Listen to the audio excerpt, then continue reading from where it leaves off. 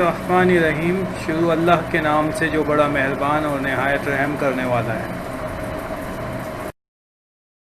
अस्सलामु अलैकुम व रहमतुल्लाहि व बरकातुहू। मैं हूं आपका टीचर सर मोहम्मद आकिल कामिल।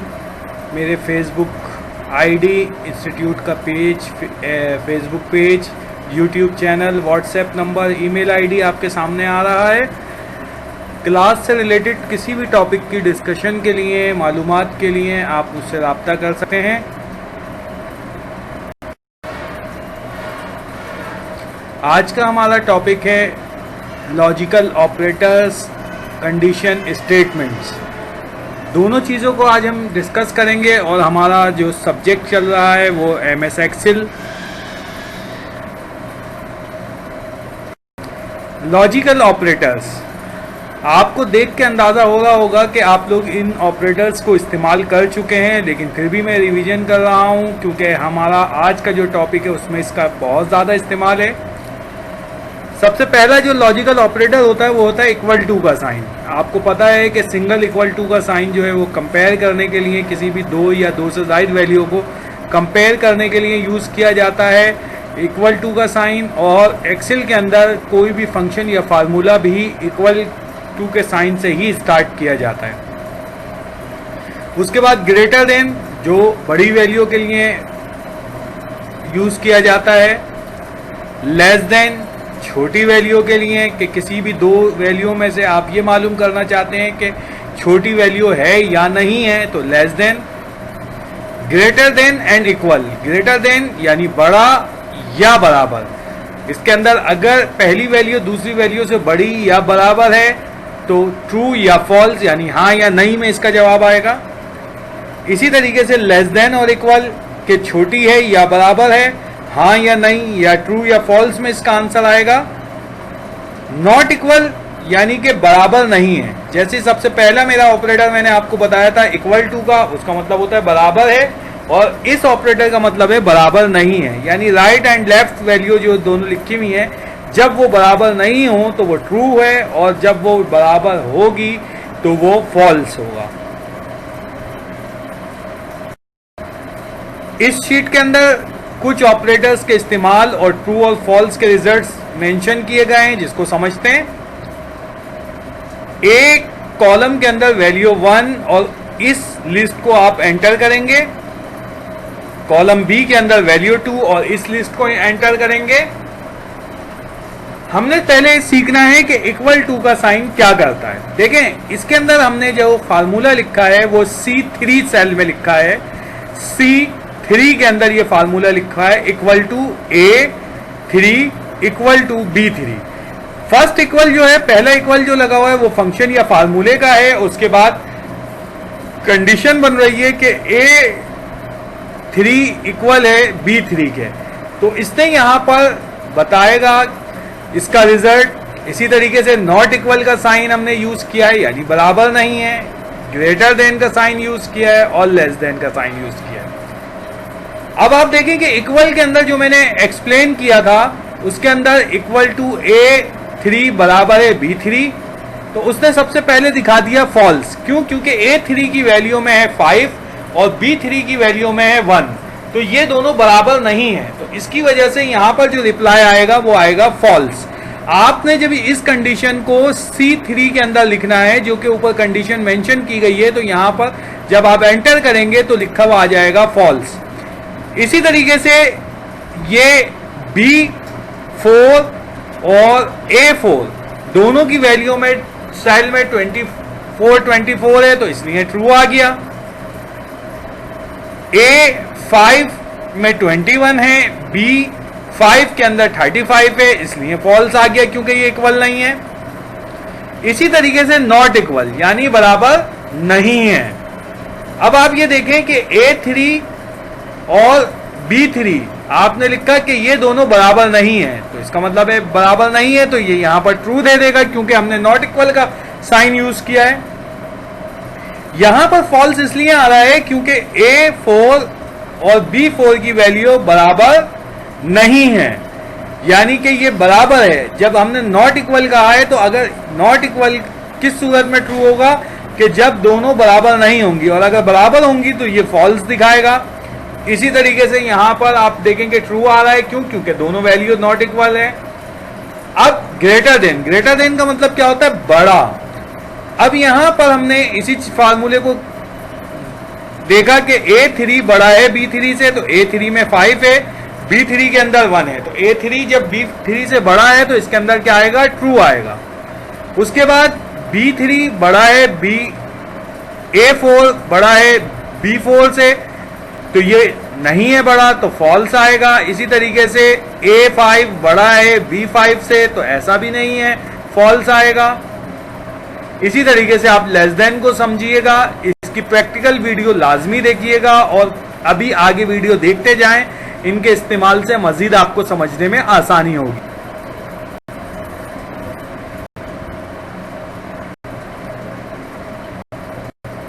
कंडीशन स्टेटमेंट देखिए, कंडीशन स्टेटमेंट क्या होता है कि हम इफ जो यूज करते हैं उसके मायने होते हैं अगर के। अगर के अंदर दो कंडीशन आ रही होती हैं, एक होती है ट्रू और दूसरी होती है फॉल्स।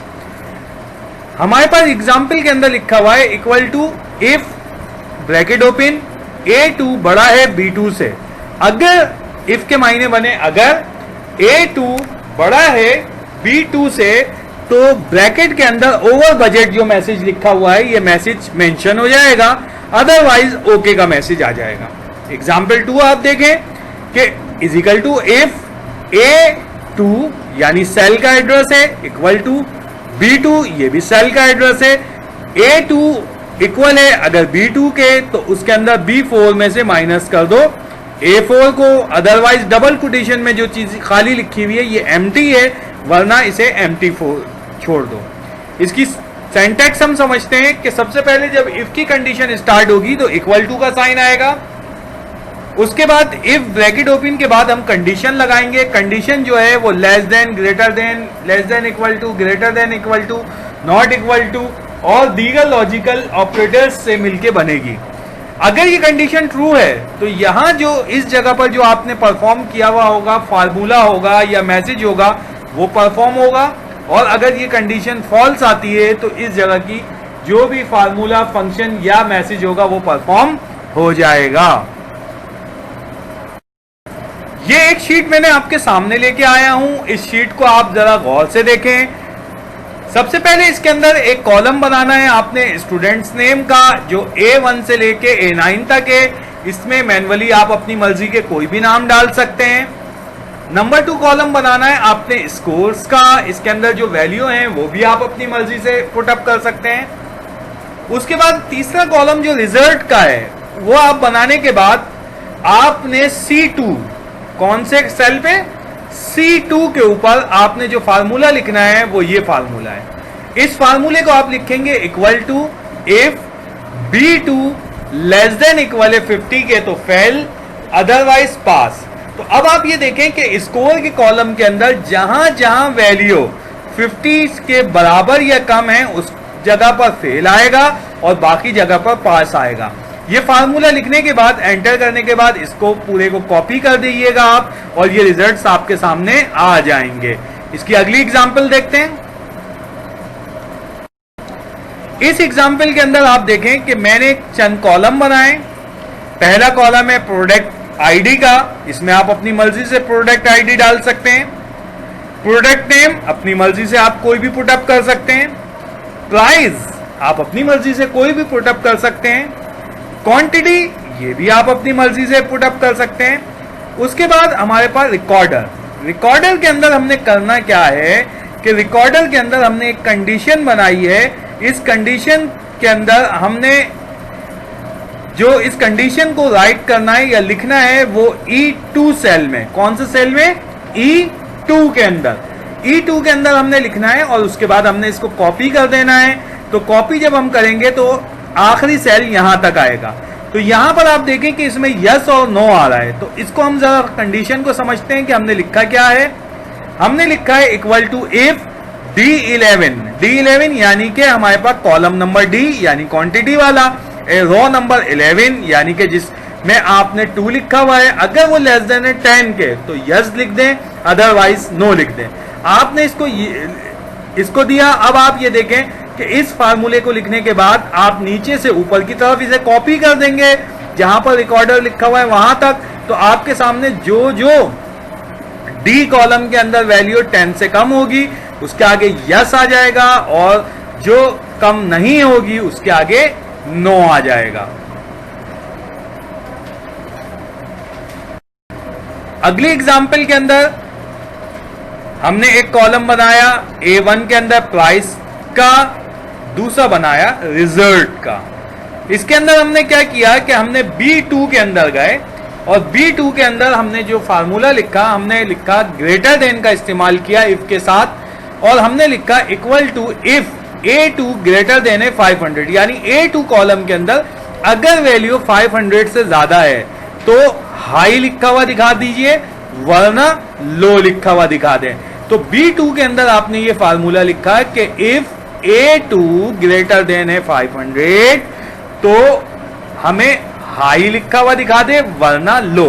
आप ये फार्मूला लिख के एंटर करेंगे और उसके बाद इस फार्मूले को कॉपी कर देंगे पूरा नीचे, तो या ड्रैग कर देंगे तो ये आपके सामने वैल्यू आ जाएगी।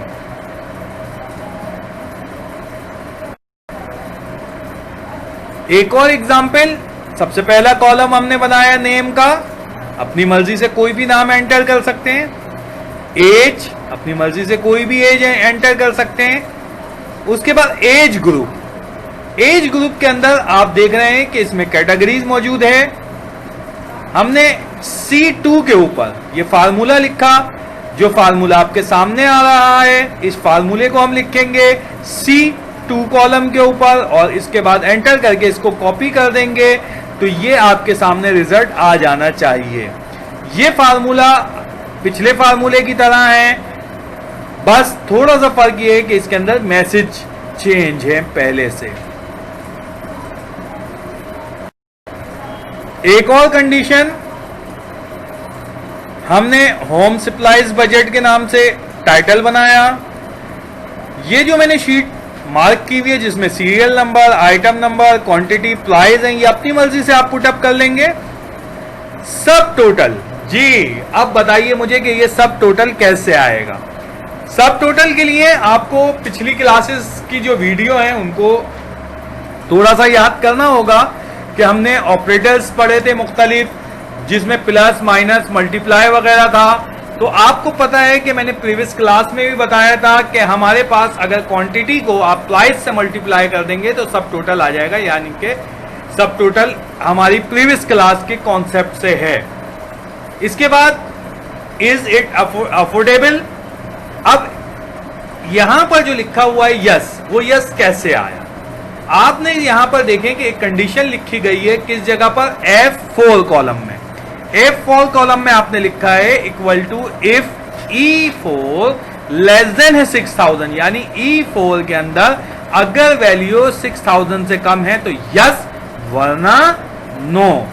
ये लिखने के बाद F4 के अंदर आप एंटर करेंगे और इस फार्मूले को ड्रैग कर देंगे तो ये पूरा फार्मूला इस कॉलम के ऊपर कॉपी हो जाएगा। इसी तरीके से एक और एग्जाम्पल आपके सामने है। ये शीट पे जो मैंने ब्लॉक बनाया है, date, region, builder, units, average, ये आप तमाम चीजें इसको टाइप कर लेंगे।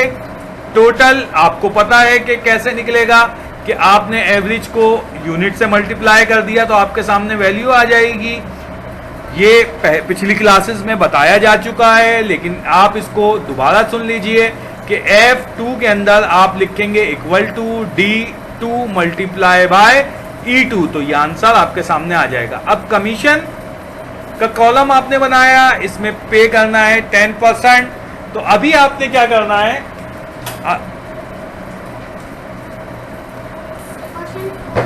जी स्टूडेंट, तो अभी हमने यहां पर जो देखा, अब हमने इस G2 के ऊपर, G2 सेल के ऊपर हमने जो लिखना है वो क्या लिखना है कि हमने G2 के ऊपर लिखना है is equal to if D2 greater than है अगर 5 के तो पे 10%, वरना पे 5%। इसको टाइप करेंगे और इस फार्मूले को कॉपी कर देंगे तो ये आपके सामने रिजल्ट आना चाहिए।